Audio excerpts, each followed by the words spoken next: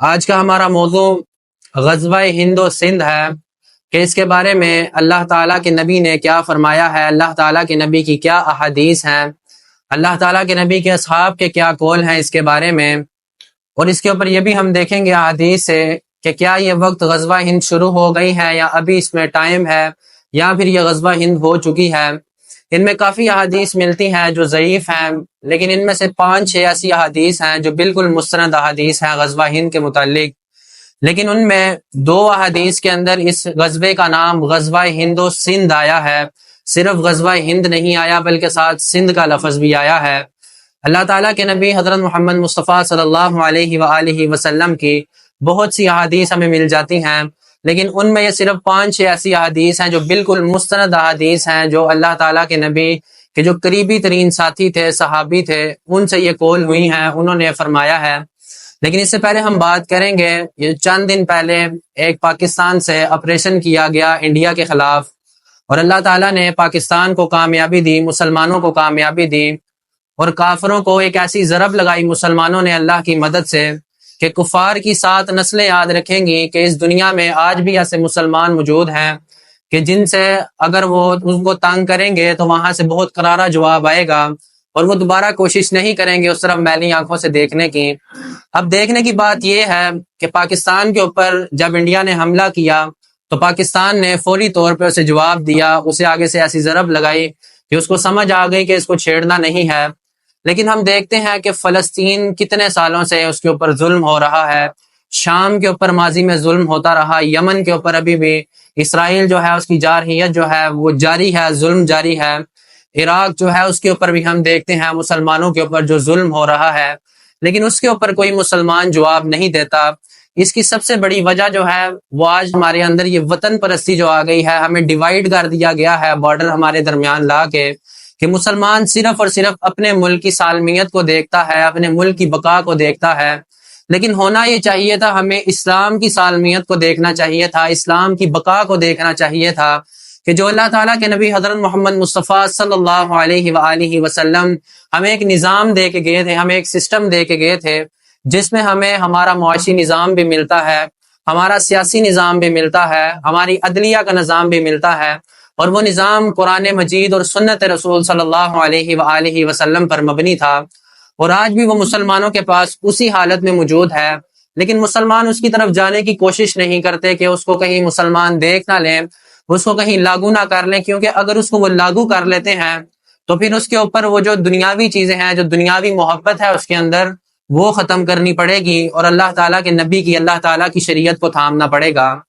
اللہ تعالیٰ نے قرآن مجید میں فرمایا ہے، ان اللہ یحب الذین یقاتلون فی سبیلہ صفا کأنہم بنیان مرصوص، بے شک اللہ تعالیٰ ان لوگوں کو اپنا دوست رکھتا ہے جو اللہ کی راہ میں جہاد کرتے ہیں، گویا وہ سیسا پگھلائی ہوئی دیوار ہوں یا مضبوط عمارت ہوں، اللہ تعالیٰ ایسے مسلمانوں کو اپنا دوست رکھتا ہے۔ کتنی بڑی بات ہے کہ اللہ تعالیٰ ایسے مسلمانوں کو اپنا دوست بنانا چاہتا ہے، دوست بناتا ہے جو اللہ کے لیے، اللہ کی راہ میں لڑتے ہیں، مسلمانوں کے ساتھ دیتے ہیں، انصاف کا ساتھ دیتے ہیں، ظلم کے خلاف کھڑے ہوتے ہیں، کفار کو جواب دیتے ہیں، جو بھی اسلام کی طرف میلی آنکھوں سے دیکھتا ہے اس کو جواب دیتے ہیں۔ تو اللہ تعالیٰ نے ایسے شخص کو، ایسے مسلمان کو اپنا دوست قرار دے دیا ہے کہ یہ شخص میرا دوست ہے، اس نے حق ادا کیا ہے کہ یہ اللہ تعالیٰ کے لیے کفار کے خلاف لڑ رہا ہے، اللہ تعالیٰ کے لیے اس نے اپنی جان کو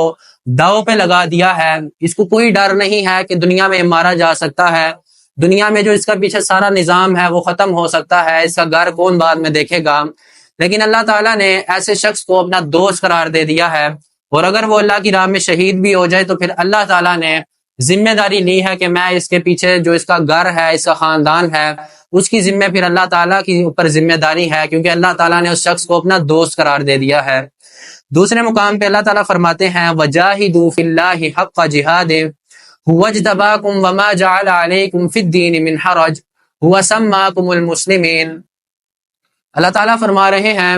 کہ ہم نے تمہیں یہ بات فرما دی ہے، وَجَاهِدُوا فِي اللَّهِ حَقَّ جِهَادِهِ، کہ اللہ کی راہ میں ایسے جہاد کرو، ایسے لڑو جس طرح لڑنے کا حکم ہے، جس طرح جہاد کرنے کا حق ہے اس طرح جہاد کرو اللہ کی راہ میں۔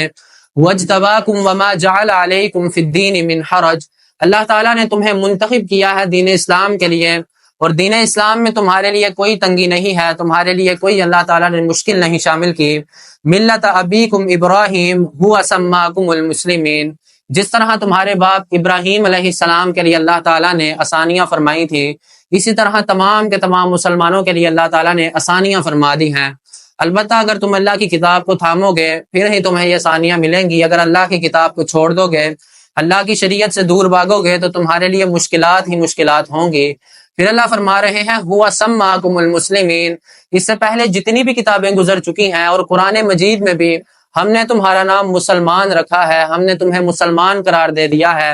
تاکہ تمہارے اوپر رسول نگہبانی کریں، نگران بنے۔ یعنی کہ اللہ تعالیٰ نے یہاں پہ 3-4 چیزیں واضح کر دی ہیں۔ سب سے پہلے یہ کہ تم نے جہاد اس طرح کرنا ہے جس طرح اللہ کی راہ میں جہاد کرنے کا حکم ہے، حق ہے۔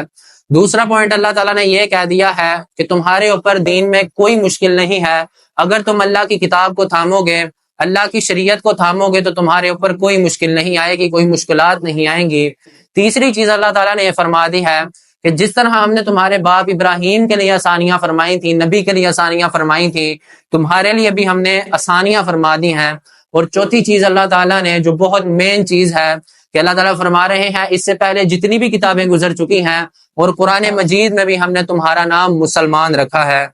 اب ہم اپنے ٹاپک کی طرف آتے ہیں کہ یہ آیات بیان کرنے کا مطلب یہ تھا، یہ سمجھانے کا مقصد یہ تھا کہ جو پچھلے دنوں ہمارا ایک معرکہ ہوا کفار کے ساتھ، وہ بھی بعد میں رکا دیا گیا، بیچ میں امریکہ آ گیا، دوسرے ممالک آ گئے کہ انہوں نے دیکھا کہ مسلمانوں کی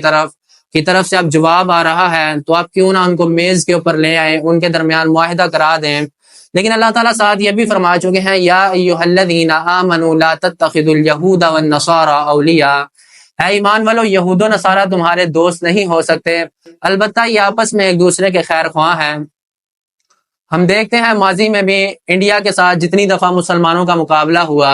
اسرائیل کے ساتھ جتنی دفعہ مسلمانوں کا مقابلہ ہوا، امریکہ کے ساتھ جتنی دفعہ مسلمانوں کا مقابلہ ہوا، جتنے بھی وقت کے فرعون ہیں، وقت کے یزید ہیں، ان کے ساتھ ہمارا جب بھی مقابلہ ہوا، جب مسلمانوں نے ان کو اچھا جواب دیا تو انہوں نے بعد میں ان سے معافیاں مانگی، ان سے صلح کی اور آ کے ایک میز کے اوپر بٹھا دیا، اور یہ معاہدہ کچھ دیر چلا کے خود ہی پھر اس معاہدے کو توڑ دیا۔ تو اللہ تعالیٰ نے پھر اس کے بارے میں بھی فرما دیا ہے کہ اگر تمہیں کوئی شک ہے کہ یہ معاہدہ برقرار نہیں رکھیں گے تو تم پھر اس کو توڑ دو اور ان کو جواب دو اس کا، اگر تمہیں ان کے اوپر شک ہے۔ لیکن اس سے پہلے اللہ تعالیٰ نے یہ بھی فرما دیا ہے کہ اگر تمہیں صلح کی طرف آمادہ کیا جائے تو ضرور صلح کی طرف جاؤ۔ لیکن اللہ کے نبی نے فرمایا ہے کہ جو مومن ہے وہ ایک جگہ سے 2 دفعہ نہیں ڈسا جاتا۔ تو یہاں سے ہمیں 2 چیزیں بالکل واضح مل جاتی ہیں کہ جہاں پہ ہم نے 2-3 دفعہ پہلے اللہ تعالیٰ کے نبی کے امتیوں نے، مسلمانوں نے کفار کے ساتھ مقابلہ کیا، اور جب کفار نے کو ہم نے جواب دیا اور انہوں نے ہمارے ساتھ صلح کی، بعد میں پھر خود ہی انہوں نے صلح توڑ دی، تو ہمارے سامنے یہ چیز واضح ہو چکی تھی کہ یہ ہمارے دوست نہیں ہیں بلکہ ہمارے دشمن ہیں، ان کے ساتھ اب ہمارا بیٹھنا نہیں بنتا، ان کو جواب دینا چاہیے اور مزید جواب دینا چاہیے۔ صرف 4 گھنٹے ہم نے دیکھا کہ پاکستان آرمی نے 4 گھنٹے میں انڈیا کو ایسا جواب دیا کہ انڈیا بیچ میں امریکہ کو لے آیا، اور یہ صرف انڈیا کو جواب نہیں تھا دیا، اس میں فرانس بھی تھا، امریکہ بھی تھا اور اسرائیل بھی تھا اور انڈیا بھی تھا۔ یہ 4 ایسی ریاستیں تھیں جو اس ٹائم وقت کے فرعون ہیں اور مسلمانوں کے اوپر ٹوٹے ہوئے ہیں۔ لیکن بتانے کا مقصد یہ ہے کہ 4 گھنٹے جب صرف پاکستان اکیلا پاکستان کے مسلمان 4 گھنٹے ان 4 ملکوں کو گھٹنے ٹیکنے پہ مجبور کر سکتے ہیں، تو سوچیے اگر وہ خلافت دوبارہ آ جاتی ہے، عالم اسلام اکٹھی ہو جاتی ہے، مسلمان اکٹھے ہو جاتے ہیں، ایک پلیٹ فارم پہ آ جاتے ہیں، تو کس طرح ان دنیا میں جو وقت کے فرعون بیٹھے ہیں ان کو جواب دیا جا سکتا ہے۔ لیکن بات پھر وہی آ جاتی ہے کہ جب پاکستان کے اوپر حملہ ہوا تو پاکستان نے جواب دیا، لیکن پچھلے 2 سالوں سے، کافی زیادہ سالوں سے فلسطین کے اوپر جو ظلم ہو رہا ہے، امت مسلمہ میں کوئی بھی ایسا مرد مجاہد موجود نہیں ہے جو فلسطین کے مسلمانوں کی مدد کر سکے، جو یمن کے مسلمانوں کی مدد کر سکے، جو ماضی میں شام کے مسلمانوں کے ساتھ ہوتا تھا، انہوں نے اپنی مددات کے تحت اب ان سے چھٹکارا پایا۔ یہ بہت شرم کا مقام ہے مسلمانوں کے لیے کہ جو اللہ تعالیٰ کے نبی ہمیں ایک نظام دے کے گئے تھے، ایک شریعت دے کے گئے تھے، ہم نے اس شریعت کو چھوڑ دیا، اس نظام کو چھوڑ دیا، اور آج پوری دنیا میں مسلمان ذلیل ہو رہے ہیں۔ اپنے ٹاپک کی طرف چلتے ہیں، غزوہ ہند و سندھ کے بارے میں جو اللہ تعالیٰ کے نبی حضرت محمد مصطفیٰ صلی اللہ علیہ وآلہ وسلم کی پہلی حدیث ہے۔ اللہ کے نبی حضرت ابو ہریرہ رضی اللہ تعالیٰ عنہ جو اللہ کے نبی کے صحابی تھے، وہ روایت کرتے ہیں کہ میرے جگری دوست رسول اللہ صلی اللہ علیہ وآلہ وسلم نے مجھ سے بیان کیا، اس امت میں سندھ و ہند کی طرف لشکر روانہ کیے جائیں گے، اگر مجھے ایسی کسی مہم میں شرکت کرنے کا موقع ملے تو میں اس میں شریک ضرور ہوں گا، اور شہید ہو گیا تو ٹھیک ہے، اگر غازی بن کر واپس لوٹ آیا تو ایک آزاد ابو ہریرہ ہوں گا جسے اللہ تعالیٰ نے جہنم کی آگ سے آزاد کر دیا ہے۔ یہاں پہ دو چیزیں ہمارے سامنے آ گئیں کہ اللہ تعالیٰ کے نبی حضرت محمد مصطفیٰ صلی اللہ علیہ وآلہ وسلم نے ایسے مسلمانوں کو جو غزوہ ہند و سندھ میں شریک ہوں گے ان کے بارے میں اللہ تعالیٰ کے نبی نے اور اللہ تعالیٰ نے واضح حکم دے دیا ہے کہ ان کے اوپر جہنم کی آگ نہیں آ سکتی، یہ جہنم کی آگ سے آزاد ہے، یہ آزاد مسلمان ہیں۔ لیکن جو مین پوائنٹ ہمارے پاس آتا ہے کہ اس میں اللہ تعالیٰ کے نبی نے ایک لشکر کا ذکر کیا ہے کہ یہ ایک لشکر روانہ کیا جائے گا جو سندھ و ہند کی طرف روانہ کیا جائے گا، جو وہاں پہ جا کے مسلمانوں کو ہر صورت فتح ملے گی۔ لیکن یہ جو پچھلے دنوں ایک مارکا ہوا اور اس سے پہلے بھی کتنے مارکے ہو چکے ہیں، ہمارے کچھ ملکوں میں جو جماعتیں ہیں وہ یہ چیز لے آتی ہیں کہ یہ غزوہ ہند کا آغاز ہو چکا ہے، تو یہ بالکل بھی اس کا تعلق غزوہ ہند سے نہیں ہے، یہ اپنے ذہن میں بات بٹھا لیں، کیونکہ غزوہ ہند کا مارکا صرف ایک دفعہ ہونا ہے جو پچھلے جمعے میں نے بتایا تھا، اور وہ ایسا مارکا ہونا ہے کہ اس کے بعد ہندو دوبارہ کھڑے نہیں ہو سکیں گے، ایسی ضرب ہندو پہ لگائیں گے مسلمان کے ہندو سوچ بھی نہیں سکے گا کہ ہمارے ساتھ کیا ہو گیا ہے، مسلمانوں نے ہمارے ساتھ کیا کیا ہے۔ تو یہ جو آج کل چھوٹے چھوٹے مارکے ہو رہے ہیں، مسلمان کفار کے ساتھ لڑتے ہیں، یہ بالکل حق اور باطل کے مارکے ہیں، حق و باطل کے درمیان لڑائی ہے، جنگ ہے، لیکن اس کا تعلق بالکل بھی غزوہ ہند سے نہیں ہے، کیونکہ غزوہ ہند میں صرف اور صرف ایک لشکر روانہ کیا جائے گا، اور اس لشکر میں جو بھی شریک ہوگا اللہ تعالیٰ کے نبی حضرت محمد مصطفیٰ صلی اللہ علیہ وآلہ وسلم نے اس کو بشارت دے دی ہے کہ اس کے اوپر جہنم کی آگ حرام کر دی جائے گی، وہ آزاد کر دیا جائے گا، اس کے تمام گناہ معاف کر دیے جائیں گے۔ دوسری حدیث ہمیں ملتی ہے حضرت ثوبان رضی اللہ تعالیٰ عنہ، جو کہ آپ صلی اللہ علیہ وآلہ وسلم کے ایک غلام تھے اور ان کو اللہ تعالیٰ کے نبی نے آزاد کیا تھا۔ اللہ کے نبی حضرت محمد مصطفیٰ صلی اللہ علیہ وآلہ وسلم فرماتے ہیں میری امت میں دو گروہ ایسے ہوں گے، صرف دو گروہ ایسے ہوں گے جن کے اوپر جہنم کی آگ کو حرام قرار دیا گیا ہے۔ پہلا ایسا گروہ ہے جو ہندوؤں کی طرف، ہند کی طرف روانہ کیا جائے گا اور وہ غزوہ ہند لڑے گا، اور دوسرا لشکر وہ ہے جو حضرت عیسیٰ علیہ السلام کے ساتھ ملے گا اور اس دنیا میں اللہ تعالیٰ کا نظام لے کے آئے گا، اللہ کی شریعت لے کے آئے گا۔ یعنی کہ دوسری چیز میں بھی، دوسری حدیث میں بھی ہمیں یہ پوائنٹ مل گیا کہ غزوہ ہند کو صرف اور صرف ایک ہی لشکر نے لیڈ کرنا ہے، اور وہ لشکر حضرت امام مہدی علیہ السلام خود لیڈ کریں گے، وہ بھی حدیث موجود ہے۔ لیکن اس میں جو سب سے مین پوائنٹ ہے، ہماری جماعتیں جو سیاست کرتی ہیں، جو غزوہ ہند کے نام کے اوپر ہم سے پیسے لیتی ہیں، چندے لیتی ہیں، یہ بات یاد رکھیے گا، ہمیں جب حدیث ہمارے سامنے موجود ہے تو ہم سے اللہ تعالیٰ نے ضرور پوچھنا ہے کہ جب تمہارے سامنے یہ اللہ کے نبی کے فرمان موجود تھے تو تم نے ان کو کیوں اگنور کیا تھا، پڑھنے کے بعد ان کو کیوں چھوڑ دیا تھا؟ تو جان لیجئے اللہ تعالیٰ کے نبی کی جو دوسری حدیث ہے اس میں بھی یہ بات واضح ہو چکی ہے کہ اللہ تعالیٰ کے نبی نے فرما دیا ہے کہ دو لشکر ہوں گے، ایک غزوہ ہند لڑے گا اور دوسرا حضرت عیسیٰ علیہ السلام کے ساتھ ملے گا۔ تیسری حدیث ہمیں پھر حضرت ابو ہریرہ رضی اللہ تعالیٰ عنہ سے ملتی ہے کہ آپ صلی اللہ علیہ وآلہ وسلم نے فرمایا ضرور تمہارا ایک لشکر ہندوستان سے جنگ کرے گا، اللہ ان مجاہدین کو فتح عطا فرمائے گا، حتیٰ کہ وہ مجاہدین ہندوؤں کے بادشاہوں کو زنجیروں میں جکڑ کے لے آئیں گے، اور اللہ تعالیٰ ایسے مجاہدین کی مغفرت فرما دے گا، ان کے اوپر اللہ تعالیٰ جہنم کی آگ کو حرام کر دے گا، اور جب یہ واپس لوٹیں گے تو یہ شام میں حضرت عیسیٰ علیہ السلام کو پائیں گے۔ یعنی کہ یہ چیز تیسری بھی ہمارے پاس، تیسرا پوائنٹ بھی آ گیا کہ یہ غزوہ ہند اس وقت ہوگی جب حضرت عیسیٰ علیہ السلام کا ظہور ہو چکا ہوگا، اور جب غزوہ ہند کر کے مسلمانوں کا لشکر واپس روانہ ہوگا، ان کے بادشاہوں کو زنجیروں میں جکڑ کے لے کے آئے گا، تو وہ واپس آ کے پلٹ کے دیکھیں گے تو شام میں حضرت عیسیٰ علیہ السلام کا ظہور ہو چکا ہوگا، اور یہ جا کے پھر حضرت عیسیٰ علیہ السلام سے ملیں گے۔ چوتھی حدیث ہمیں حضرت کعب رضی اللہ تعالیٰ عنہ سے ملتی ہے کہ آپ صلی اللہ علیہ وآلہ وسلم نے فرمایا بیت المقدس کا ایک بادشاہ ہندوستان کی جانب ایک لشکر روانہ کرے گا، مجاہدین سرزمین ہندو کو پمال کر ڈالیں گے، اس کے بعد خزانوں پر قبضہ کر لیں گے، پھر وہ بادشاہ ان خزانوں کو بیت المقدس اور آرائش کے لیے استعمال کرے گا، وہ لشکر ہندوستان کے بادشاہوں کو بیڑیوں میں جکڑ کے لے کے آئے گا، اور اس کے مجاہدین جو ہوں گے یہ جب واپس لوٹیں گے تو یہ حضرت عیسیٰ علیہ السلام کو شام میں پائیں گے۔ یعنی کہ یہاں پہ ہمیں ایک اور پوائنٹ مل گیا کہ جو لشکر روانہ ہونے ہیں یہ بیت المقدس کا ایک بادشاہ ہوگا، اس وقت کا حاکم ہوگا، اس وقت کا خلیفہ ہوگا جو بیت المقدس سے لشکر روانہ کرے گا، اور اس کے ساتھ پھر یہ خراسان کے لشکر ملیں گے، اور وہ حاکم کون ہوگا؟ وہ حضرت امام مہدی علیہ السلام ہوں گے، جن کا ذکر اگلی حدیث میں آیا ہے۔ پانچویں حدیث حضرت صفوان بن عمرو رضی اللہ تعالی عنہ نے بیان کی ہے کہ آپ صلی اللہ علیہ وآلہ وسلم نے فرمایا، میری امت کے کچھ لوگ ہندوستان سے جنگ کریں گے، اللہ تعالیٰ ان کو فتح عطا فرمائے گا، حتیٰ کہ وہ ہندوستان کے بادشاہوں کو بیڑیوں میں جکڑ کے لے کے آئیں گے، اور اللہ تعالیٰ ایسے مجاہدین کی مغفرت فرما دے گا۔ اور اس میں پھر وہی ذکر آیا ہے کہ جب وہ واپس لوٹیں گے تو حضرت عیسیٰ علیہ السلام کو پائیں گے شام میں۔ یعنی کہ یہ چیز واضح ہو گئی، مستند ہو گئی، اور یہ اتھینٹک چیز ہمارے سامنے آ گئی کہ اس وقت جتنے بھی مارکے ہو رہے ہیں وہ صرف اور صرف حق اور باطل کے مارکے ہیں، ان کا غزوہ ہند سے بالکل بھی تعلق نہیں ہے۔ اور یہ چیز جان لیجئے کہ جو پانچویں چھٹی حدیث ملتی ہے اس میں اللہ کے نبی حضرت محمد مصطفیٰ صلی اللہ علیہ وآلہ وسلم فرماتے ہیں کہ اس وقت کا جو بادشاہ ہوگا وہ لشکر روانہ کرے گا، اور یہ حدیث جو ہے خراسان کے لشکر کو، جو خراسان سے لشکر واپس آئیں گے جو حضرت امام مہدی علیہ السلام کی قیادت میں حضرت عیسیٰ علیہ السلام کی طرف جائیں گے، ان کا ذکر آیا ہے کہ آپ صلی اللہ علیہ وآلہ وسلم نے فرمایا، جب تم دیکھو کہ مشرق سے کالے جھنڈے والے لشکر آ رہے ہیں، خراسان سے لشکر آ رہے ہیں، تو تم نے ہر صورت ان کے ساتھ جا کے ملنا ہے۔ اس کے لیے اگر تمہیں رینگ کے بھی جانا پڑے، یعنی کہ مشکلات بھی اگر تمہیں برداشت کرنی پڑے، تو تم نے ہر صورت ان کے ساتھ ملنا ہے۔ جو اس لشکر میں شامل نہیں ہوگا وہ برباد کر دیا جائے گا۔ ہر صورت اس لشکر میں ہر مسلمان نے شامل ہونا ہے، کیونکہ وہ حق اور باطل کا ایک ایسا مارکا ہوگا جس کے بارے میں اللہ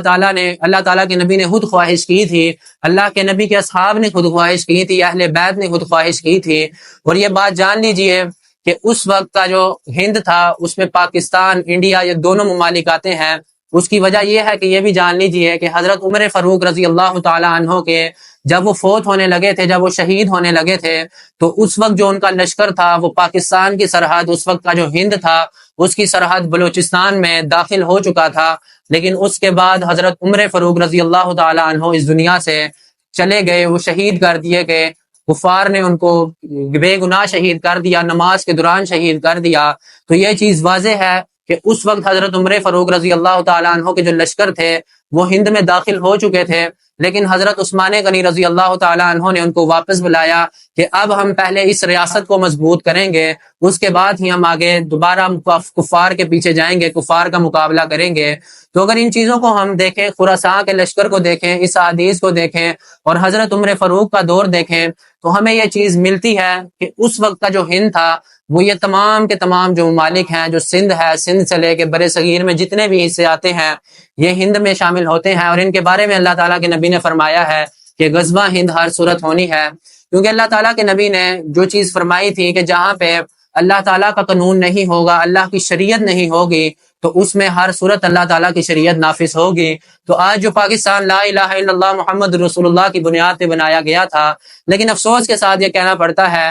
کہ پاکستان میں لا الہ الا اللہ محمد رسول اللہ صرف پاکستان کے آئین میں لکھا گیا ہے، لیکن نہ شریعت کی کوئی بات کی جاتی ہے، نہ قرآن کی کوئی بات کی جاتی ہے، نہ اللہ تعالیٰ کی حاکمیت کی بات کی جاتی ہے، نہ اللہ کی خلافت کی بات کی جاتی ہے، نہ اللہ تعالیٰ کے اس نظام کی بات کی جاتی ہے جو اللہ کے نبی ہمیں دے کے گئے تھے۔ صرف اور صرف یہاں پہ وہ کفارانہ نظام ہے جو جمہوریت کی شکل میں ہمارے اوپر مسلط کیا گیا ہے، اور وہی بات پھر آ گئی ہے کہ مسلمانوں کو ڈیوائیڈ کر دیا گیا ہے کہ کہیں عالم اسلام اکٹھا نہ ہو جائے، مسلمان اکٹھے نہ ہو جائیں، اکٹھے ہو کے ایک ایسی طاقت نہ بن جائیں جس کو 1300 سال تک وہ مسلمان ایک طاقت بن کے رہیں، اور 100 سال کا جو بیچ میں غیب آیا مسلمانوں کو توڑ دیا گیا، منافقین نے ہی مسلمانوں کو توڑا۔ تو یہ چیز کفار چاہتے ہیں کہ مسلمان دوبارہ اکٹھے نہ ہو، کیونکہ یہ جو پچھلے دنوں مارکا ہوا پاکستان اور انڈیا کا، اس میں چیز واضح ہو گئی ہے کہ اگر مسلمان متحد ہو جائیں تو مسلمانوں کے اندر یہ جذبہ موجود ہے کہ 4 گھنٹے کے اندر مسلمانوں نے انڈیا کو ایسا سبق سکھایا کہ انڈیا دوبارہ جرت نہیں کرے گا پاکستان پہ میلی آنکھ سے دیکھنے کی۔ لیکن یہ بات جان لیجئے کفار ہیں، ان کے اوپر کوئی بھروسہ نہیں ہے، کیونکہ اللہ تعالیٰ فرما چکے ہیں یا ایھا الذین آمنوا لا تتخذوا اليہود والنصارى اولیاء، کہ یہ تمہارے بالکل بھی یہود و نصارہ دوست نہیں ہو سکتے، البتہ یہ آپس میں ایک دوسرے کے خیر خواہ ہیں۔ تو یہ ہمارے حکمرانوں کو بھی سمجھنا چاہیے، ہماری افواج کو بھی سمجھنا چاہیے کہ جو ہمارے درمیان معاہدے کروا دیتے ہیں بعد میں پھر ہمیں خود ہی نقصان پہنچاتے ہیں، تو جب تک ہم ان کے سامنے ایسے ہاتھ جوڑ کے بیٹھے رہیں گے تو یہ ہمیں نقصان پہنچاتے رہیں گے، یہ پھر اپنی چالیں چلتے رہیں گے۔ ہمیں چاہیے کہ ہم اللہ تعالیٰ کی اس شریعت کو پکڑیں، اللہ تعالیٰ کے اس نظام کو پکڑیں جو اللہ تعالیٰ کے نبی ہمیں دے کے گئے ہیں۔ تو یہ بات جان لیجئے، جو خراسان کے لشکر کی حدیث ملتی ہیں اس میں بھی پاکستان کا کوئی ذکر نہیں ہے۔ اگر ہم میپ کے حوالے سے خراسان کو دیکھتے ہیں تو اس میں ایران کا ایک حصہ آتا ہے،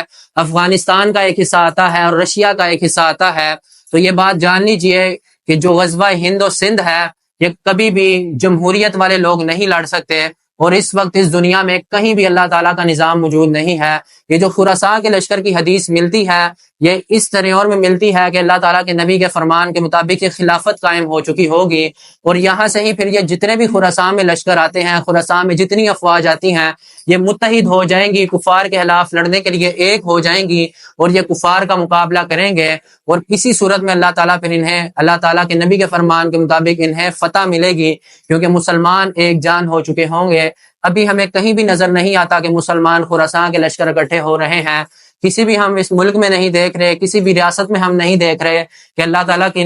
تعالیٰ کا نظام ہمیں مل رہا ہو، اللہ تعالیٰ کی وہ شریعت ہمیں مل رہی ہو جو اللہ کے نبی ہمیں دے کے گئے تھے۔ تو یہ ہمیں بھی چاہیے کہ ہم نے جو لا الہ الا اللہ محمد رسول اللہ کی بنیاد پہ ملک حاصل کیا تھا، ہم اپنے طور پہ، ہم اپنے اوپر، ہم اپنی سوسائٹی میں، ہم اپنے گھروں میں، ہم اپنی جانوں پہ اللہ تعالیٰ کی خلافت قائم کریں، اللہ کا وہ نظام قائم کریں، اللہ کی وہ شریعت قائم کریں جس سے آج کا مسلمان جان چھڑاتا ہے، جی چھڑاتا ہے۔ آج ہم نعرے تو لگا دیتے ہیں کہ ہم غزوہ ہند لڑیں گے، ہم کفار کو سبق سکھائیں گے، لیکن جب عبادات کا وقت آتا ہے تو عبادات میں مسلمان زیرو ہیں۔ مسلمانوں کی اکثریت آج عبادات سے اپنی جان چھڑاتی ہے۔ افسوس کے ساتھ یہ بات کہنی پڑتی ہے کہ اس سوسائٹی کے اندر 300 پلس گھر ہیں، لیکن یہاں پہ فجر اور عشاء میں جو حالات ہوتے ہیں کہ ایک گھر سے ایک بندہ بھی نماز کے لیے آئے تو یہ مسجد فل ہو جاتی ہے، لیکن لوگ صبح بھی گھر میں سوئے ہوتے ہیں، عشاء ٹائم ہر کوئی گھر آ چکا ہوتا ہے، لیکن نماز کے لیے کوئی نہیں آتا۔ تو یہ ہمارے لیے ایک المیہ ہے، ہمارے منہ پہ ایک تماچا ہے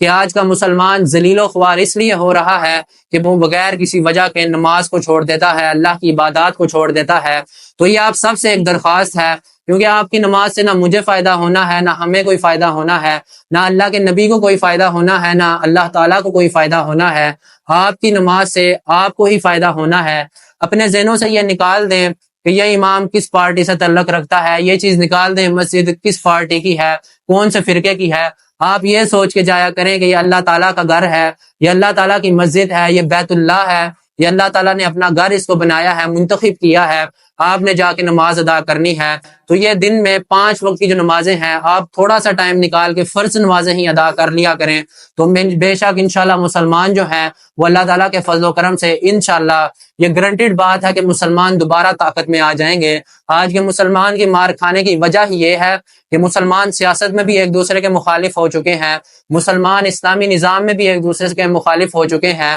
جو لوگ اسلامی شریعت کا مطالبہ کرتے ہیں ان کا بھی مذاق اڑایا جاتا ہے، جو قرآن کی بات کرتے ہیں ان کا بھی مذاق اڑایا جاتا ہے، جو اللہ کے نبی کے اصل فرمان کی بات کرتے ہیں ان کا بھی مذاق اڑایا جاتا ہے۔ تو یہ بات اپنے ذہن میں بٹھا لیں، یہ دنیا عارضی ہے، یہ زندگی عارضی ہے۔ وہ وقت نہ آ جائے کہ جب آپ کے سامنے آپ کا موت کا فرشتہ آ کے کھڑا ہو اور آپ اس سے منتیں کریں، اس کے ترلے کریں کہ مجھے تھوڑی سی مدت دے دو۔ اس وقت کوئی نہیں ہنسے گا، اس وقت کوئی نہیں مسکرائے گا، اس وقت تمام کے تمام لوگ جو ہوں گے جب ان کا موت کا فرشتہ سامنے آ کے کھڑا ہوگا، اس کی جان نکالنے لگے گا، تو یہ بات جان لیجیے پھر ہماری اللہ تعالیٰ بھی نہیں سنے گا، نہ وہ فرشتے ہمارے سنیں گے، کیونکہ فرشتے صرف اور صرف اللہ کی ذات کی سنتے ہیں، وہ ہمارے فرما بردار نہیں ہیں، وہ صرف اور صرف اللہ تعالیٰ کے فرما بردار ہیں۔ تو آپ سب سے یہ ایک درخواست ہے، ایک ریکویسٹ ہے کہ ہمارے لیے نہیں، اپنے لیے، اپنی ذات کے لیے، اپنی جان کے لیے، اپنی آخرت کو بہتر کرنے کے لیے آپ اللہ تعالیٰ کی عبادات کو تو سب سے پہلے تھامیں، اس کے بعد اللہ تعالیٰ آپ کی مدد کرے گا،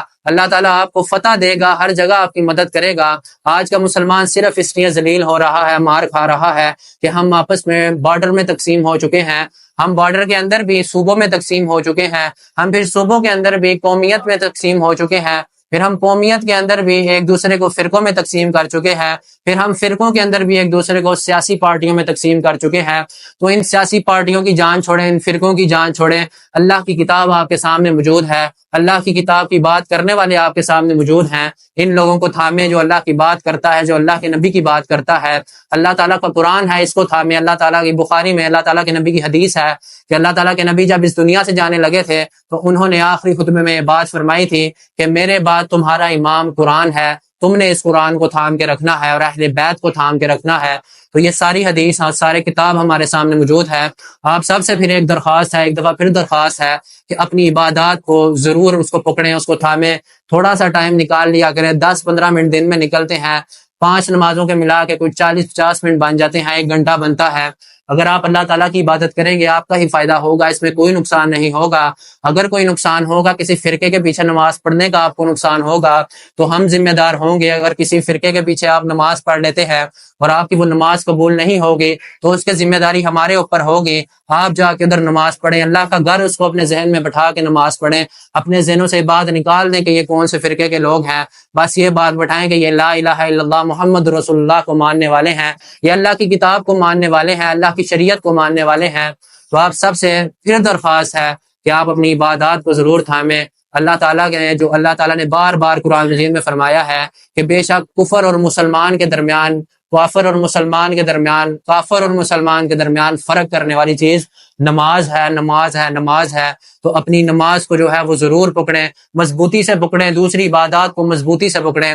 اللہ تعالیٰ سے دعا ہے اللہ تعالیٰ ہم سب کو اپنی عبادات کو پکڑنے کی، تھامنے کی توفیق عطا فرمائے۔ اللہ تعالیٰ موت سے پہلے تمام کی تمام امت مسلمہ کو ہدایت کے راستے پہ آنے کی توفیق عطا فرمائے۔ اللہ تعالیٰ ایسے نہ ہو کہ ہم لوگ